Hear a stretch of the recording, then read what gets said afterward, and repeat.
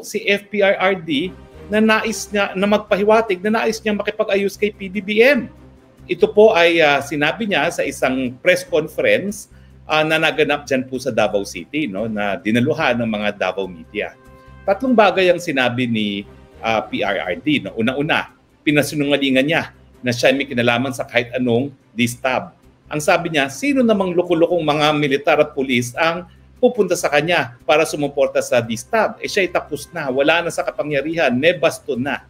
Pangalawa, siyempre nakiusap siya para kay Pastor Quiboloy, yung kanyang programa na pinagbawal na sinuspend ng MTRCB, sabi niya, wala naman siyang bana talagang ginagawa kay PBBM, no?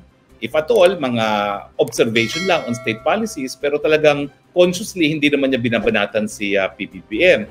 Kaya nais niyang makipag-usap, miski indirectly kay PBBM tungkol dito sa issue ng SMNI kasi malinaw naman, talaga namang ginigipit ang SMNI. At kahit balik-balik na rin natin, ang MTRCB at saka ang NTC, sa ilalim pa rin niya ng ehekutibo, no? So, kikilalanin pa rin nila ang kapangyarihan ng presidente. At pangatlo, syempre, sabi niya, wala na siyang plano sa politika. Kasi syempre, yung ilang mga diehard na loyalists, kinukonsidera na banta pa rin si PRRD kasi baka nga pumasok pa sa politika. Sabi niya, pagod na siya. So ayaw na niyang bumalik sa politika. So malinaw po ang sinabi ni PRRD, wala siyang kinalaman sa distab.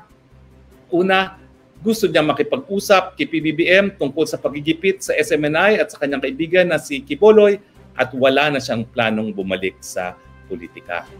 Ang tanong, ano naman kaya ang magiging tugon ni PBBM? Actually, hindi si PBBM ang nagsalita, kundi si PCOO Secretary Garafil. Alam niyo po, importante na siya ay PCOO Secretary. Ibig sabihin yan, siya ay head ng departamento na nakipag-ugnayan sa media. Pero hindi po siya spokesperson, ha? So napakahirap na tanggapin ang salita ni Garafil bilang salita na rin ng presidente. Kasi ang sabi ng presidente, nung siya kumakandidato pa, hindi na niya kinakailangan ng spokesperson dahil siya mismo magsasalita para sa kanyang sarili. Pero ang sabi nga ni Secretary Garafil ay kahit kailan ay makikipag-usap si PBBM kay FPRRD, no? At ang sabi nga, matapos na magsalita ng ganyan si PRRD, ay tatawag si PBBM. Well, ako naman po, no, bilang dating tagapagsalita ni FPRRD, malalaman ko kung tumawag na. Wala pa po akong impormasyon na nakalap na tumawag nga talaga si PBBM kay PRRD kung gusto makipag-usap ni PRRD. So, sa ngayon po, wala akong impormasyon na naganap na ang pagpupulong, no? So, ang assumption ko, hindi pa nagaganap ang pagpupulong. Sa totoo lang po, bukas meron kami dapat scheduled na pagpupulong ni Presidente dito sa Maynila, pero last minute po na-cancel, no? Dapat bukas ng gabi yon, pero nakakakuha lang po ako ng text na hindi tuloy. So hindi ko po alam kung ano talaga ang mga pangyayari. Pero importante naman po yung nangyari na nauna na si FPRRD na kumbaga gumawa ng hakbang para makipag-ayos or maayos ang gusot sa panig nila na dalawa ni PBBM. Alam niyo po, kahanga-hanga yan. Bakit? Di ba ho, una-una, mas matanda si FPRRD. So sa ating kultura, yung bata ang siyang nagpapakumbaba pagdating sa mga matanda. Pangalawa, ex-president siya, no? So parang talaga naman pong nagpakumbaba si FPRRD nung sinabi niya na gusto niya makipag-usap kay PBBM, lalong-lalo na dun sa issue ng SMNI. Pero sa tingin ko, kung talaga matutuloy ang pag-uusap dyan, lilinawin na rin ni FPRRD kung ano talaga ang plano ni PBBM pagdating sa ICC. Dapat, usapang tapat, man-to-man. Ang sabi ng informant, kaya nagbago ang ihip ng hangin pagdating sa ICC, yun na nga. May mga nagmarites kay PBBM na nakikipag-usap daw si FPRRD sa mga militar para sa distab. At yan po ay pinasinungalingan na ni FPRRD. Walang katotohanan dahil wala naman lukulukong mga militar at pulis na naniniwala na may magagawa pa ang ex-president na nakabaston na. Oo nga naman, nakabaston na siya. No? So, pag sila nakapag-usap, siguro marireinforce ito ni FPRRD na walang ganyang siyang plano pagdating sa distab At tingin ko naman, kung ma-assure niya si PBBM na walang distab, hindi na rin siya magbabago ng ihip ng hangin pagdating sa ICC at paninindigan na niya yung unang salita niya na ang pagpasok ng ICC rito kasama na yung pagkakakulong kay PBBM at kay VP Sara ay labag sa ating soberenya, labag sa jurisdiction ng ating bansa. Pero sa ngayon po, wala pa akong balita kung ano ang katagunan o kasagutan ni PBBM. Tanging si Secretary Garafil pa lang po ang nagsabi na anytime ay po pwedeng makipag-usap si PBBM kay FPRRD. Well, ang punto ko naman po, nagpakumbaba na ang dating presidente, sana naman po, samantalahin na ito ni PBBM para maayos ang lahat ng gusot sa panig ng Marcos at Duterte dahil sa tingin ko po, napakadami pang pagsubok na haharapin ng bansa. Kung nabalitaan nyo na po, no, dahil dito sa mga Houthi, ang mga barko po ngayon na nagdadala kasama ng langis, hindi na dumadaan sa Gulf of Aden. Umiikot na sila sa Africa. So, ang ibig sabihin niya, natitriple na ang cost of transportation ng mga langis natin. Yan po yung magta-translate sa mas mataas na presyo na naman ng langis. At pag tumaas ang presyo ng langis, lahat ng presyo ng bilihin, tataas na naman. Bukod pa dyan, mukhang lumalala po. No? Dahil talagang nagputo ko na sa panig po ng Hezbollah dyan sa border ng Lebanon at ng Israel at ng Amerika. Dati, mga pakunti-kunti lamang putukan. Pero ngayon, all-out putukan na po. So bukod sa Gaza, pumutok na po yung labanan sa panig ng Israel at ng sa parte ng Lebanon na ang mga lumalaban doon ay suportado ng Iran. Alam naman natin na ang Iran din ay isang major oil exporting country. No?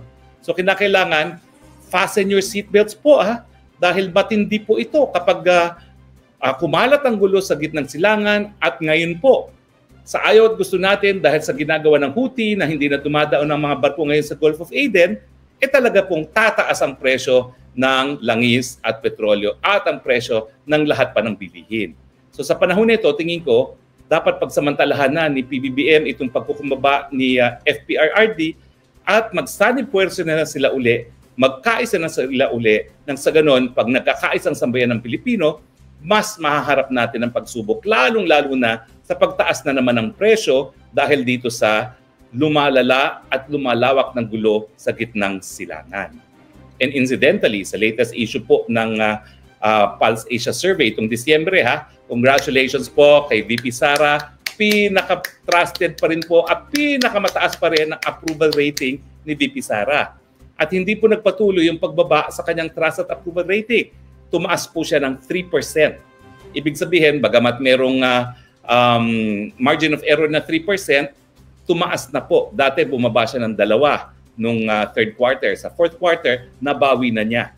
At sa ngayon po ay tumataginting na 74% ang approval rating. Pinakamataas pa rin sa lahat ng mga nanunungkulan. Ibig sabihin, bebuti nga, kahit anong ipukol nyo kay VP Sara, siya ay patuloy lang naninibihan at patuloy na pinagkakatiwalaan at patuloy na happy ang mamamayan kay VP Sara. Incidentally, ang pinakamababa po sa survey, si House Speaker Martin Romualdez. Sana naman matanggap niya ang mensahe na ayaw ng taong bayan ang ginagawa niya na sobrang pamumulitika. Abay, hindi pa nga tapos ang galit ng taong bayan sa sobrang pamumulitika. Ayan na naman, People's Initiative for a Fee. Mantakin niyo, signatures for sale. Pati ba naman ang pagbabago ng saligang batas, bibilhin nila? Baboy na po ang ginagawa nila. Binababoy nila yung konsepto ng people power sa pamamagitan ng People's Initiative. Anyway, agree ba kayo sa akin or disagree? Tignan po natin ang ating mga texters, ang buhay ng Spokes Hour. Sino ang ating buena mano? Si Kaymares 345. Hindi ako sang-ayon sa pag-una ni PRD na makipag-ayos kay PBBM. Pero iyan ay sign ng pagiging maginoo at pagkapusong mabuting amo in real sense. He's doing it for the love of his country. Agree po ako dyan. Talaga naman pong napakahirap na makipagkumbaba, lalong-lalo na kung mas matanda ka. Lee Chen, good evening po. Attorney Harry Roque, waiting for your live po, like done po as always. Maraming salamat, Lee Chen, at sana po nakahabot ka sa ating live. Berina Family Trips and Adventure, mabuhay ka Spox Hari, mabuhay ang sabay ng Pilipino na patuloy na lumalaban sa hamon ng buhay, na patuloy na binababoy at niyuyurakan ng mga salaw lang nakaupo ngayon sa pwesto sa gobyerno. Si Nick Fabunan, wag sanang magpauto si BBM, di natin kabisado galaw niyan, alahanin na niyo na minsan na siyang winasak noong panahon ng kampanya.